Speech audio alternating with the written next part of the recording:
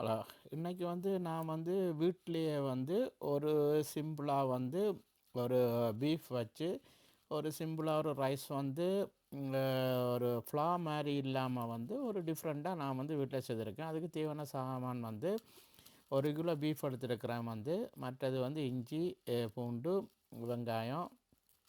மற்றது வந்து அதுக்கு ஒரு மசாலா ஒன்று அரைச்சிருக்கேன். வந்து அதுக்கு வந்து மல்லி, மிளகு, சீரகம், கருவேப்பட்டை, ஏலக்காய், மற்றது வந்து கராம்பு. இதை வந்து நான் வறுத்து போட்டு அரைச்சிருக்கேன். வந்து அதுவும் வந்து ஆட் பண்ணியிருக்கிறேன். வந்து மற்ற அதை விட வந்து ஒரு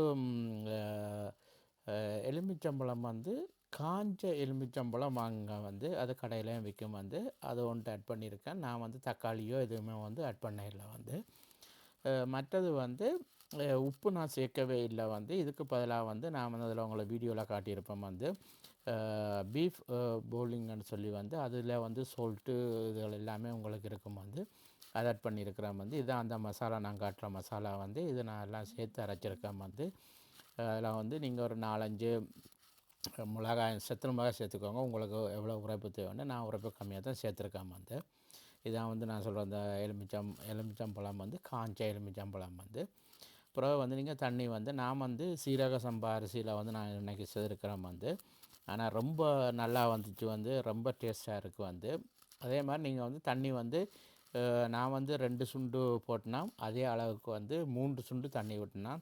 ஆனால் வந்து நான் வந்து இறைச்சி கொஞ்சம் அவிய விடுறதுக்கு வந்து நான் குக்கரில் போட இல்லை.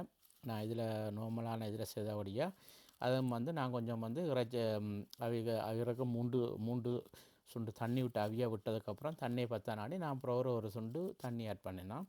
இப்படி ரைஸ் வந்த பிறகு நீங்கள் மேலால் வந்து பட்டர் இல்லை வந்து கீ ஊற்றுறோண்டா கீ ஊற்றிக்கலாம். வந்து நான் வந்து பட்டர் போட்டேன். வந்து ஒரு 4-5 தொட்டு போட்டு அதையும் கொஞ்சம் நேரம் விட்டு அடுப்பை வந்து நல்லா குறைச்சி விட்ருங்க. அதுக்கப்புறமேட்டுக்கு பார்த்தீங்கன்னு சொன்னால் சூப்பராக உங்களுக்கு வந்து ஒரு நல்ல பீஃப் ரைஸ் வந்து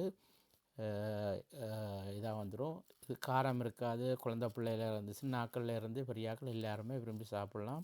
பீஃபும் நல்லா அவிஞ்சு வந்துடும். ஆனால் பீஃப் நான் வந்து இதெல்லாம் போட்டு ஒரு 20 நிமிஷம் நான் வந்து அவிய விட்டுனா. வந்து நீங்கள் குக்கர் இருந்தால் நீங்கள் குக்கரில் போட்டு அவிய விடுங்க. வந்து அது உங்களோட விருப்பம். வந்து ஆனால் வந்து நீங்கள் இதில் சட்டியிலேயே வச்சு அவிச்சிங்கன்னு சொன்னால் இன்னும் நல்லா டேஸ்ட்டாக வரும்.